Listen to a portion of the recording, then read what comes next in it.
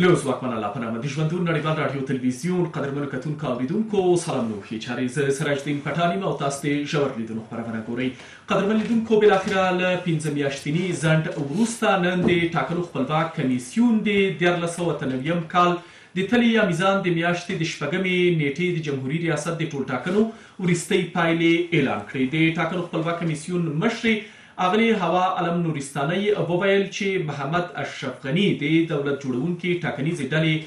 مشر 923,592 رایې چې 50.4% رای جوړوي خپلې کړي او د افغانستان د جمهور رئیس په توګه اعلان شو.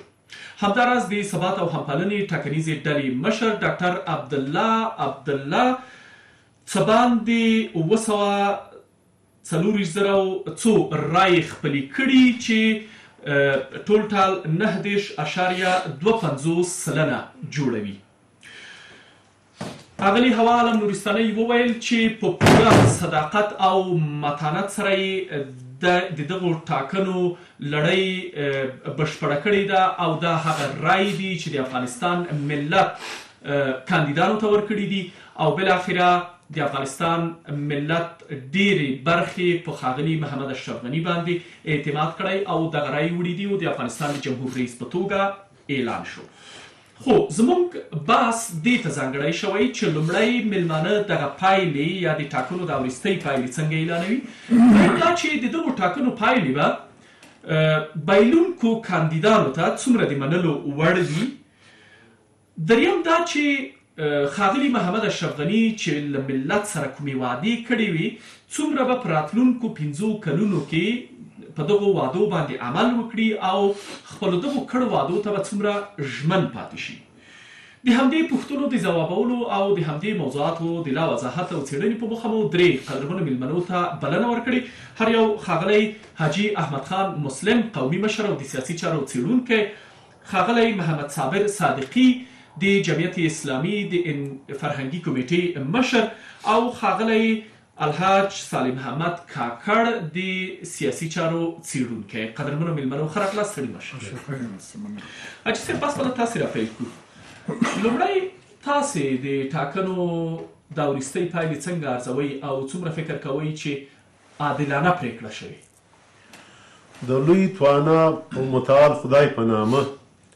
د ژوندون راډیو تلویزیون اوریدونکو لیدونکو تخنیکي همکارانو، پټان صاحب تاسو ته، محترم صادقي صاحب ته، محترم کاکړ صاحب ته، ټول ته د زړه له کومې سلامونه وړاندې کوم او ټول افغانانو ته مبارکي ورکوم، رئیس جمهور ته مبارکي ورکوم، ټیم ته مبارکي ورکوم. زه وایم اوس دا پکار دی چې رئیس صاحب جمهور پر هغه وعدو د وعدو مسلې ته به وروسته راشو. حاجي صاحب څومره فکر کوئ چې دغه پرېکړه عادلانه وه؟ درته راځم ګورته درته راځم چې خبرې مې ژر نه راوګرځئ. دا ډېر مهم شی دی، د آیات شریف دی په قرآن شریف کې خدای پاک بني اسرائیل ته وایي تاسې هم په وعدو وفا وکړئ، زه به هم په وعدو وفا درسره وکړم. ځان له بنده سره مقایسه کړي نو ده ژمنې کړې وې، اول د سولې پاک له و، د امنیت پاک له و، د باسازۍ و، د هر ولایت، د هر سمت، د هر قوم سره باید دی ټولې هغه پرېکړې ومني. او بله مسله چې ته وایه داسې دي دا کمیسیونونه، د یو کمیسیون مثال د قاضي دی، د یوه د څارنوال دی، دا په دې اړه نه لري، دا په موږ نور اړه نه لري. دا چې کوم اعلان دی کړی دی دی و اخرت و خدای و رسول دا دی پوهېږي، دا زموږ نه مسؤلیت دی نه میشی دی، دا چې اعلان وسو هېڅوک دې شور نه خوري. دا د قاضي و د څارنوال اعلان دی په اصولو کې چې سړی فکر ورته ووایي. دا د 15 میاشتې دا وخت واخیستی نو معلومدار خو دغه کمیسیونونه یا د دغو کمیسیونونو کمیشنران یا مشرتابه هم په طرف باندې تورنه شوې ده او ورته مخه ځینو ټیمونو په دوی باندې دا تور پورې کړی چې یعنې څوک د دې به زه منطقي جواب درکړم.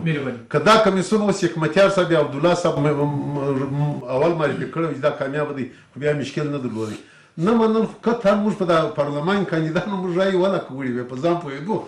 مقصد مګر نه مې پرېښول. در پای هلته بعضو خلکو تکلف کړی و، خپل دغه انتقادات مې کول. بس دا دی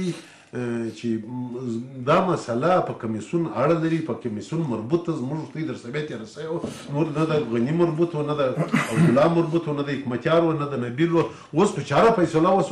وسو. اوس موضوع دا ده اصلا چې افغانان ډېر خوشبیني ورته لري، افغانان ډېر څه غواړي. اول خو دغه ګسه د انتخاباتو دغه 15 میاشتې ځنډ خلکو ګسه د همدې دپاره شوق محسوس. اوس افغانان د سولې ډېر شوقیان دي، دغه اوازې دي، دغه شپې د سولې هم دي، دا ډېر اساس وخت دی، سرنویسازه وخت دی چې دا پیل معلومې شوې، دا ډېر ښه کار وسو. اوس هلته بحث دی چې پر پرزو بحث وشي. زما مطلب دا دی، دا زه ګسه اوس سنت بولم هغه بحثو ته چې افغانان او غنیم په هر کمپایني غونډه کې اوله خبره د سولې کوله ده. اوس به دی معلوم شي چې دی په سوله کې څه کوي. بعض و د سولې دی انتخابات ما درته وویل د ده مبارک سي، د انتخاباتو هغه په اصطلاح د ده 50.4 دا دي د ده مبارک سي، نه دېرش اشاره 2.50 د عبدالله مبارک سي. دغه زیاده نور وخت دا یې رایې کې ولې دي، نو موږ په زور څه نشو کولی. نه پر کمیسیون بل څوک شته، پر کمیسیون باندې نه محکمات لري، نه سرمالیات لري، دا مستقل کمیسیونونه دي. ما درته ویل ډېره مننه حاجي صاحب. اجازه راکړئ نورو مېلمنو ته ورشم، بیا به تاسې نه اساسي پوښتنې ولرم چې دلته ځینو افرادو اشخاصو ویلي دي چې که چېرته د ټاکنو پایلې عادلانه نه وي یا د دوی په طبیعت برابرې نه وي، نو موازي حکومت به اعلان کړي. دغو مسایلو ته به بیا درته راوګرځم، په یاد ولرئ. صادقی صاحب، شما نتایج نهایی انتخابات ریاست جمهوری 1398 چگونه ارزیابی میکنین و چقدر مطمئن هستین یا فکر میکنین که عدالت تامین شده و بالاخره امیر رای پاک و صاف مردم افغانستان بود که امروز اعلان شد؟ بسم الله الرحمن الرحیم. وطن صاحب عرض سلام احترام خدمت شما، مهمانان نهایت عزیز در میز جناب حاجی صاحب کاکل صاحب، بینندگان نهایت عزیز تلویزیون جوندون، السلام علیکم و رحمت الله و برکاته. وطن صاحب، من در هیچ شکی ندارم که خواهی نخواهی در انتخابات های گذشته که داشتیم یا به خصوص انتخابات ریاست جمهوری که بیش از 5 ماه را به درازا کشید، تنها نتیجهش شاید بدون در نظر داشته از اینکه کی مقصر است و کی مقصر نیست یک مقدار دستبرد شده باشد. ولی من در یقین هستم که حالتی را که کشور ما داشت، حالتی را که هموطنان ما داشت، در یک سردرگمی مطلق قرار داشت. تمام نظام فلج شده بود، اقتصاد از کشور روزانه خارج شده میره، مردم ما روز به روز فقیر شده میره و همه مایوس بودن که نتیجه انتخابات بالاخره چه خواهد شد. خب این که چقدر سلامت و ملامت است و کی تقلب کرد یا نکرد، باطن از اونها را مسپاریم به الله، چون ما هم در صحنه نبودیم.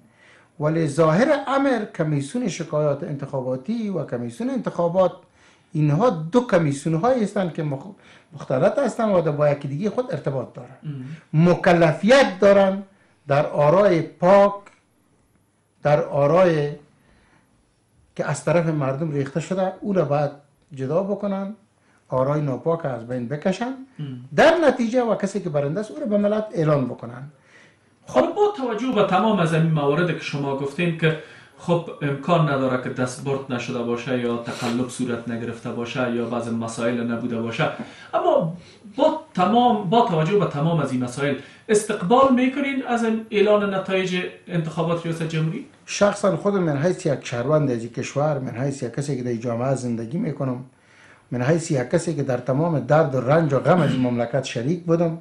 این را به فال نیک میبینم و از این استقبال میکنم. حداقل سرنوشت حکومت معلوم شد، حداقل مردم ما از یک سردرگمی مطلق خلاص شد، حداقل ما بعد از این تانقی احمد و محمود و کسایی را که حتی ما در شمار حساب نمیکردیم اونها هم تانه میزدن بر ما که یک انتخابات با درازای 5 ماه فکر بکنم برد و باخت در هر نظام، در هر حکومت، در هر کشور وجود داره. من فکر میکنم امکانی نداره که ما 14-15 نفری که کاندید داشتیم کل ازی برنده شوی را همگی میفهمن، ولی ما باید اما مطمئن هستیم که به اساس آرای پاک مردم و ملت افغانستان آقای غنی رئیس جمهور افغانستان اعلان شد؟ ما به این عقیده هستم، نظر به که کمیسیون شکایات انتخاباتی و جمع کمیسیون انتخابات اینها کسایی بودن که به انتخاب تمام همی اعضا به این کرسی ها نشسته بودن. انتخاب تمام کاندیدا. بله ها، دکتر صاحب عبدالله حکمتیار صاحب همه اینا شده بودن که اینمی افراد، اینمی اشخاص من حیث صادقترین از این مملکت یا امانتدار از این کشور برگزیدند. این که خدا ناخواسته کسی با وجدان خود، با دین خود، با رأی پاک مردم معامله کرده باشه، من فکر میکنم که اونها هم در دنیا رسوا میشن و هم در آخرت. ولی شخصا ما به این عقیده هستم که امی آرای پاکی بوده که در نتیجهش دکتر صاحب اشرف غنی اعلان شده. تشکر صدقی صاحب. کاکړ صاحب، تاسو د جمهوریت ریاست د وروستیو پایلو اعلان څنګه ارزوئ او فکر کوئ چې بالاخره دا نیک کار وشو او د افغانستان د ملت د پاکو رایو په اساس ښاغلی غني د افغانستان د جمهور رئیس په توګه د راتلونکو 5 کالو لپاره وټاکل شو؟ بسم الله الرحمن الرحیم. سلام علیکم. اول تاسو ته پټان صاحب، حاجي صاحب ته، مسلم صاحب ته، او تاسو ته ژوندون تلویزیون لیدونکو او اوریدونکو ته او ټول ملت ته. زما په فکر باندې خو دا نیک قدم دی چې وسو، ښه قدم دی، زه ستایم په سبب د دې باندې چې دا 15 میاشتې د افغانستان هر وګړی که لږ کاروبار لري، که ډېر، که تجارت لري، که ښه لري، که بد لري، دا ټوله و دغه ته انتخاباتو ته معطله کړي وه چې رئیس جمهور وټاکل شي چې موږ که چا خټې کولې، که چا تجارت کوي، که چا یو کاروبار ځینې کوي، هغه ټول دې ته معطله کړي وو. نو زه په خپله باندې دا اقدام ستایم. اول رئیس جمهور ته مبارکي ورکوم، بل ټول ملت یې ورکوم. هغه ورونو ته چې پس راغلي په دغه کې د هغو ته د صبر واړو، صبر وکړي، ځکه چې بیا جنجال وشیونه کې په دې خاطر باندې دې پر ځای باندې چې جنجال او تا وکړه یا ما وکړل، عادي د مسلم صاحب د دې خبرې جوابدار کوي چې مثال مستقل کمیسیون فیصله وکړله، هغه فیصله د تایید وړ ده، د ملت وړ ده، عادي وکړه پر دې باندې 15 میاشتې کار وسو. مستقل کمیسیون هغه و چې د دې څه ټاکل سوی و چې هېڅ چا د کومنده لاندې نه و، نه د چا در تاثر لاندې و، نه څوک امر پر لري. هغو د خپل نایب فیصله وکړه. ټول ته صبر غواړو او پاتې ته رئیس جمهور سمو. زما په خپله باندې اولین غوښتنه دغه ده چې د ملت ته واده ورکړې ده، موږ ته راکړې. زه په دواړه ټپاله باندې د ده سره ولاړ وم. دغه غوښتنه زموږ ده ورسره چې یعنې زه هم شاید دا دوستان هم نور وه چې دی پر خپلو وعدو باندې وفا وکړي د دا ملت سره. او اول قدم کې په وفا کې دغه چینه غواړو چې دی ټول توجه و سولې ته ورواړوي. زموږ دپاره سوله مهمه ده، ریاست جمهوریت هم ورته مهم. خو صرف دغه قدر وسو چې پر 20 لاسه باندې دا سوله وسوه، پر 1 لاس باندې. ځکه ګرد امر چې ده یو جنګ په لښکر کېږي، مثال ته فرض کړه یو بل آبادي په لښکر کېږي، مګر د سوله چې څوک کېږي، سوله په لږو خلکو کېږي، په یو واحد چا باندې چې یوه خبره یا هغه سوله د چا سره څوک قاطع فیصله کوی شي. نو د رئیس جمهور سره دغه غوښتنه ده. اول ما دې مبارکي ورته وویله، خدای تعالی دې خیر کړي، خدای تعالی دې په ملت کې د خیر سبب وګرځوي.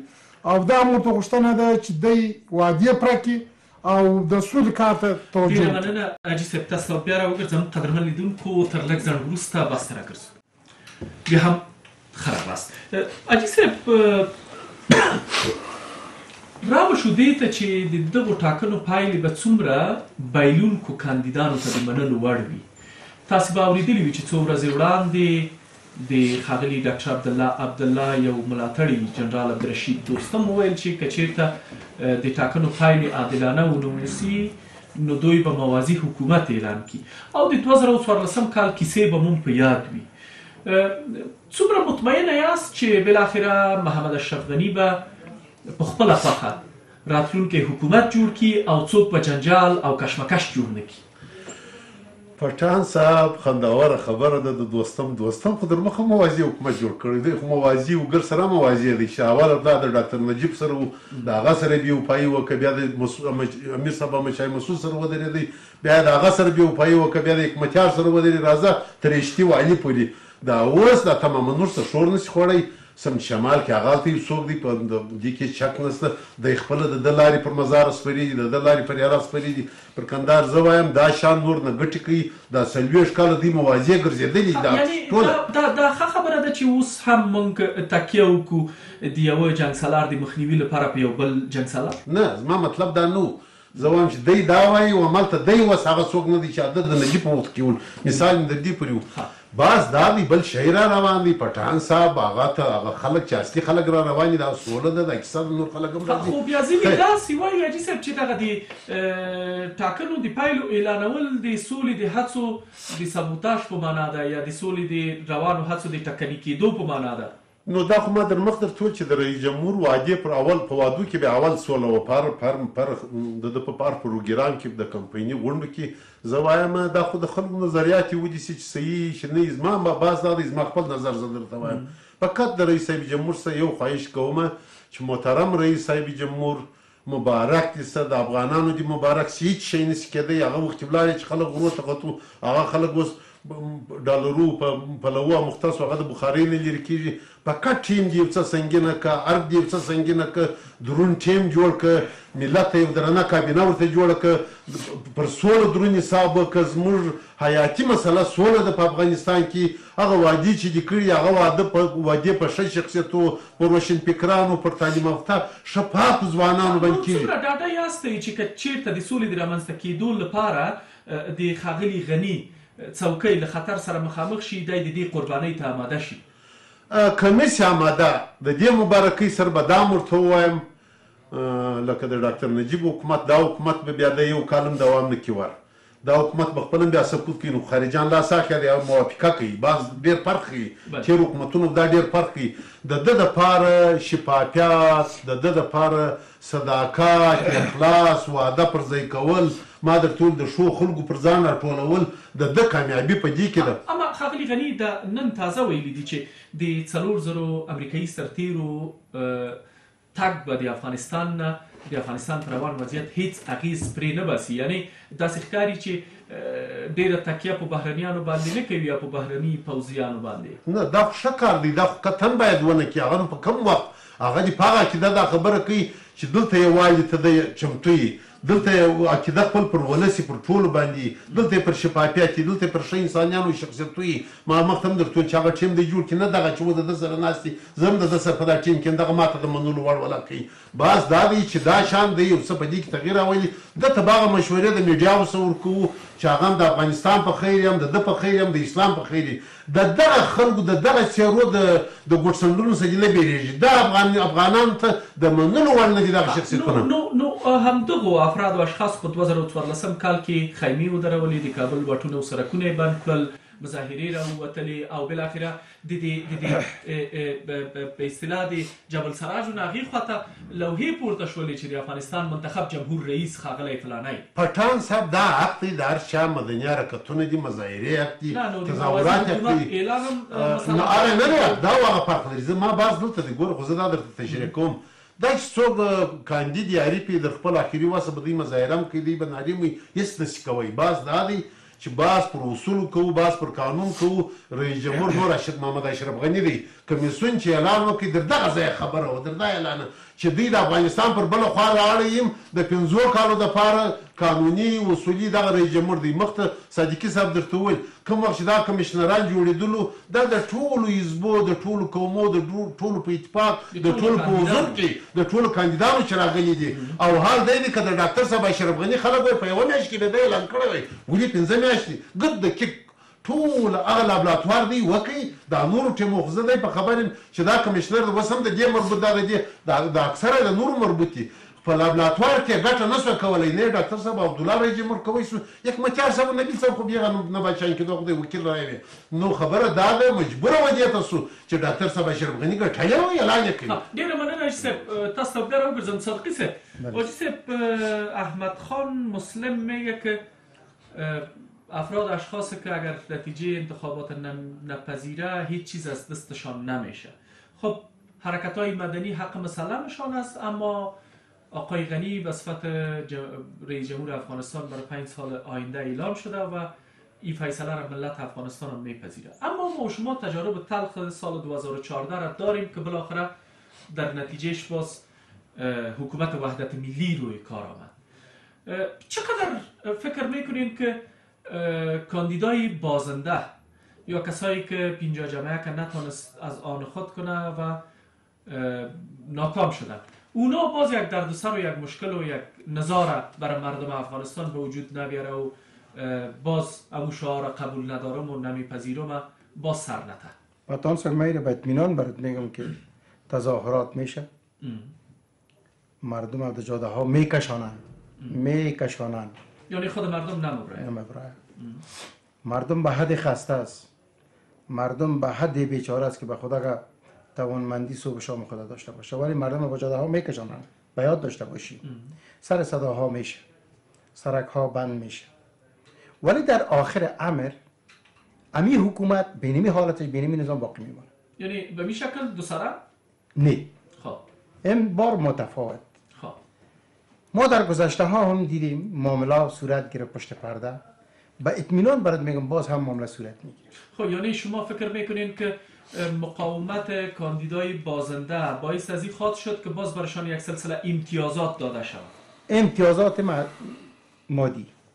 نه چوکی. و این تو باید داشته باشی که امتیازات مادی را کی خواهد پرداخت؟ کسایی که در گذشته پرداختن، کسایی که در انتخابات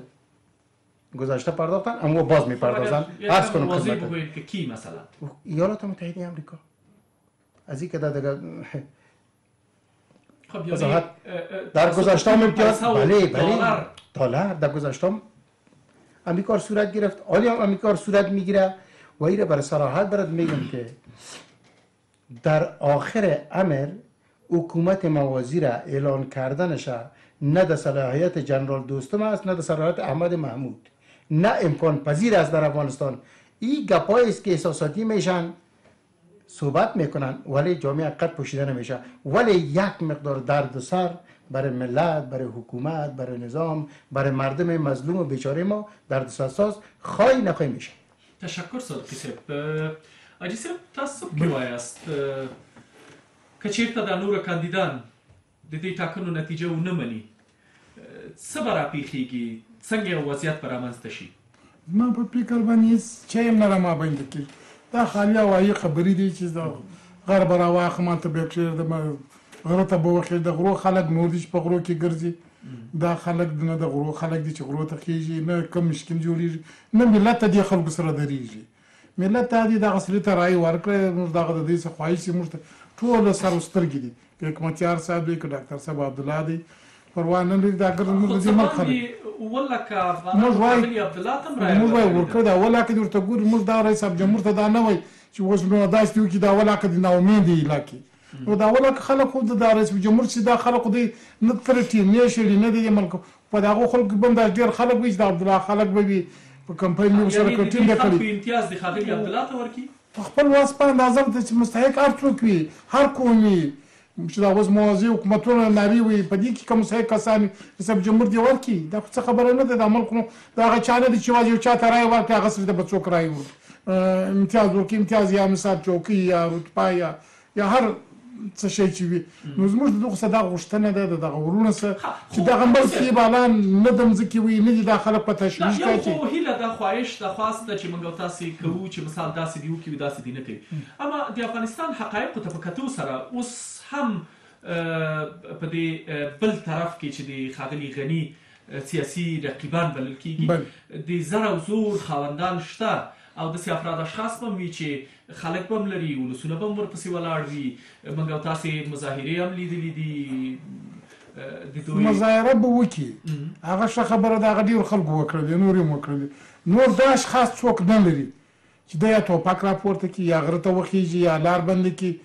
چې بل رقم پکښې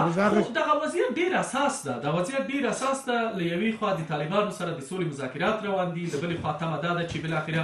د امریکا او طالبانو د هوکړې نه وروسته به دلته د تاوتریخوالي کچه راکمه کېږي، بین الافغاني مذاکرات به پیلېږي. او نن تازه هم طالبانو څه څرګندونې درلودلې د لویې جرګې د رامنځته کېدو په بابت، همداراز د حکومت ویل. یعنې دغه ټولو مسایلو ته په کتو سره اوس که چېرته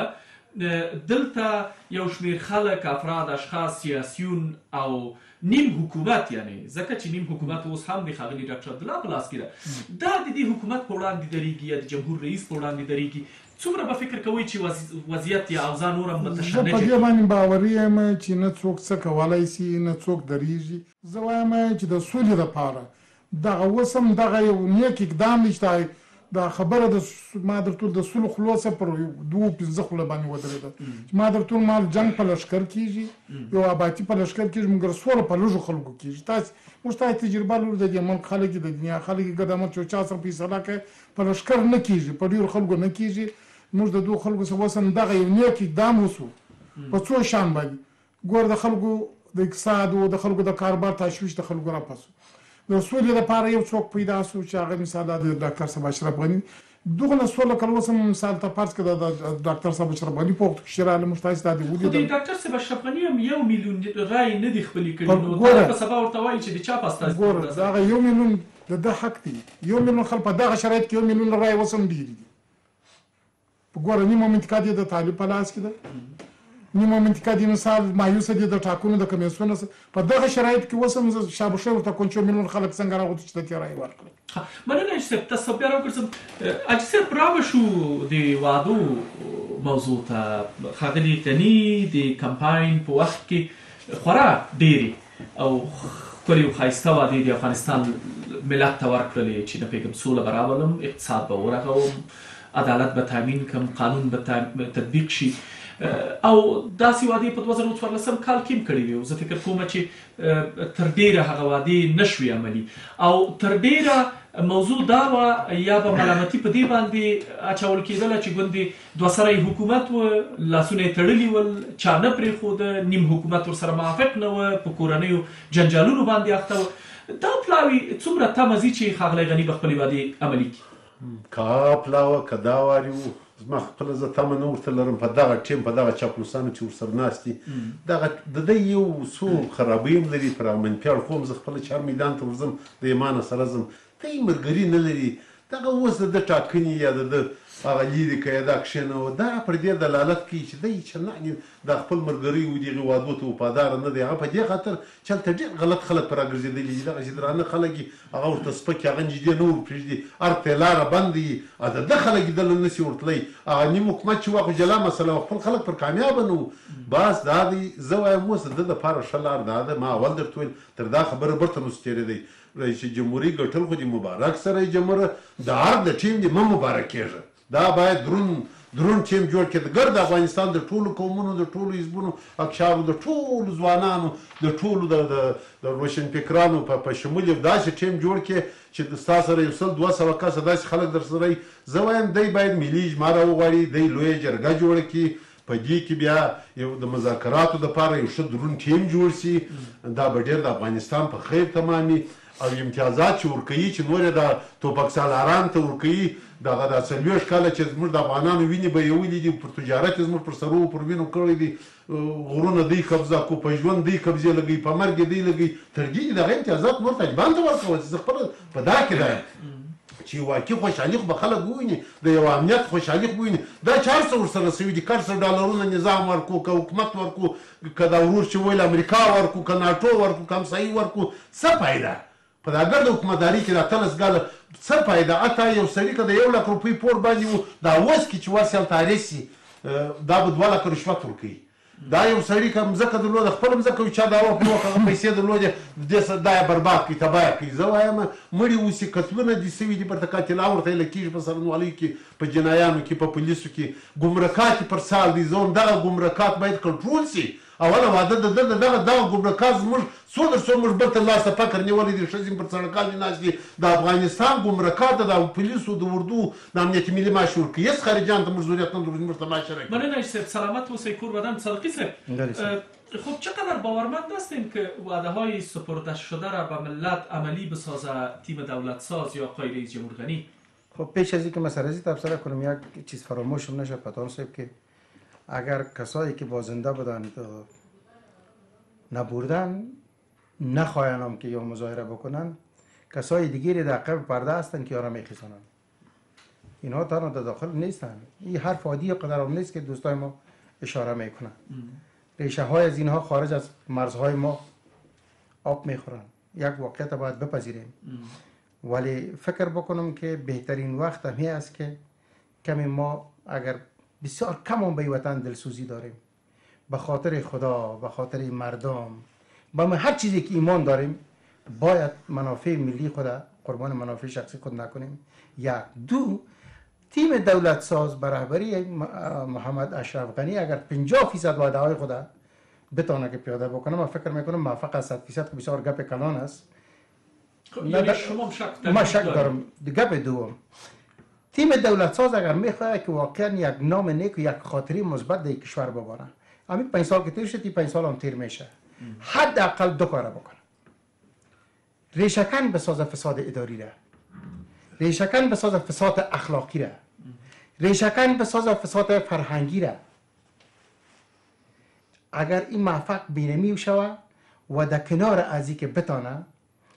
که در آوردن صلح، چرا نفس حیاتی برای مردم افغانستان، برای ما، برای ملت صلح است. خب ما فکر میکنم که این در قلب تک تک مردم جا پیدا میکنه و برای ابدالابد مردم از یک خاطر نیک میشه. تشکر. و صادقی صاحب، راه حل چی میتونه باشه تا تشنج به وجود نبیایه و بالاخره موضوع نمیپذیرم و قبول ندارم باز دوباره سر زبان ها نشه و یک مشکل دیگه ایجاد نشه از لحاظ اقتصادی؟ ما باز برای تکرار میکنم حرف پیشترنگی خود که تشنج 100% است. خب چی باید قابل تشویش نیست. ماما همونطور که آمده بود باز میاد، بازی مثلا خاموش میشه. بدون آمدن ماما هم حل نمیشه. این رو باید داشته باشی. یعنی فکر میکنین که این تشنجات باز به اوج خواهد رسید و باز به حل میرسه، شدیدتر میشه و باز جانگیری و کسی دیگه پیدا میشه که مشکل حل بکنه. تشکر صاحب. صاحب کاکر صاحب، څه کول پکار دي په ټوله کې ترڅو د دغو ټاکنو د پایلې ټولمنونکي شي او ټول قناعت پرې وکړي او ټول یې ومني او بیا یوه نزاع جنجال او ستونزه رامنځته نه شي؟ دغه پکار دی چې د رئیس جمهور څخه چې اوس د ډاکټر صاحب محمد اشرف غني رئیس جمهور شو، چې دی بس یو عدالت راولي د قومونو په مابین کې، د ولسونو په مابین کې، د افغانستان او د سولې په باب. اوس لومړی مو غوښتنه د دې بایلونکو ټیمونو یا ټیکټونو څخه څه ده؟ دوی ته مو وړاندیز څه ده تر څو دوی ته مو وړاندیز قناعت دغه دی چې ما په تېره خبره کې وکړل چې مثال د خلکو مثال ولکه رایه ډاکټر صاحب عبدالله وړي، دا امتیاز باید ډاکټر صاحب عبدالله ته ورکول نه سي، نه دا ولکه انسانانو نه امیده ولاړ سي. باید وګورو په دا ولس کې چې مستحق کسان وي، هغو ته د خپل پر واس باندې خپل امتیازات ورکول سي، چې هغه خلک وي چې مثال مستحق د چوکۍ وي، مستحق د وظیفې وي، مستحق د افغانستان د آبادۍ وي او د شفافیت وي. دغه هیڅ نور د مشکل نشته. نو د ښاغلي غني د نوي حکومت نه د سولې په بابت باندې څه تمه کیدای شي او د تاسې غوښتنه څه ده؟ ځکه یو شمېر افغانان اندېښنه لري چې ښاغلی جمهور رئیس محمد اشرف غني یو ځل بیا بریالی شو، د 5 راتلونکو کلونو لپاره د افغانستان جمهور رئیس شو او دا به په دې معنا وي چې دی به د خپلې څوکۍ لپاره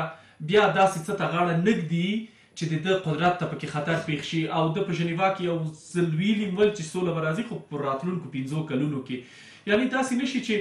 دی د خپل قدرت د ساتلو لپاره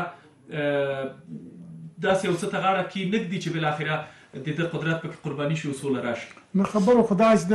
ډاکټر صاحب اشرف غني محمد اشرف غني دا ویلي دي چې که چیرې زما د سر په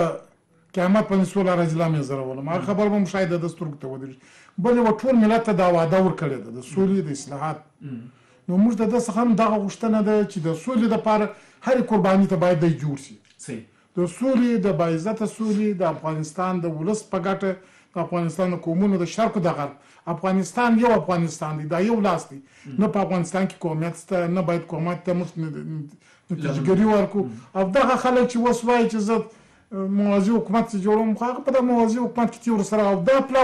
او بله پلا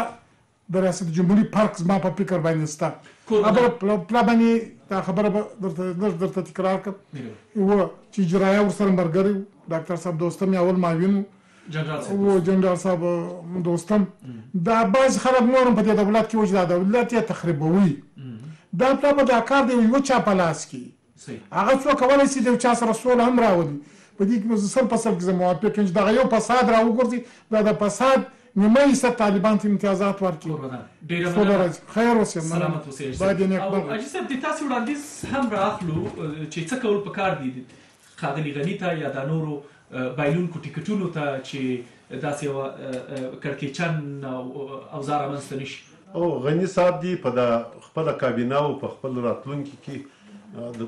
طالبان خو هلته پرېږده پر نورو افغانانو پر ښه شخصیتو پر درنو روشنفکرانو تعلیم یافتو ښه خلکو حساب وکړي دا ورته په خیر دی او پر سوله دې ډېر کوشش وکړي او بایلونکو ته وایم هېڅ صاحب نه دی دوه چې په غېږ ور شوي بایلي ستاسې په اختلافات کې تا 2014 هغو ته اشارې کوې اتومات طالبان راځي اتومات هغه لا څه کوي چې په حکومت کې ونډه غواړئ دوی به په افغانستان کې نه یاست او که هغه ناولده څوک هم دا وارې راځي دا وارې نه ورته وایي چې 50% نو عبدالله او دوستم و پلانکي ته ورکړه اسماعیل خان هغه 50% دا به د طالبان دپاره غواړي مقصد داسې به نه وي داسې امکان نه جوړېږي بلکل دا به جوړېږي هغه شخصیتونه چې هغه واقعي خادمان افغانستان ته خدمت کړی افغانان په ښه هنداره کې په ښه کوارو هغه ته ګوري هغه به ورسره ګډوي په دې کې شک نه ښاغلی حاجي احمد خان مسلم قومي مشر او د سیاسي چارو څېړونکی، ښاغلی محمد صابر صادقي د جمعیت اسلامي د فرهنګي کمیټې مشر او ښاغلی حاجي صالح محمد کاکړ قومي مشر او د سیاسي چارو څېړونکی کور مو ودان چې ونډه مو واخیستله په بحث کې راسره او تشریف مو راوړ. قدرمن لیدونکو د تاسو له ملتیا هم نړۍ مننه، تر بیا هم په پاک الله سپارو. ښې چارې.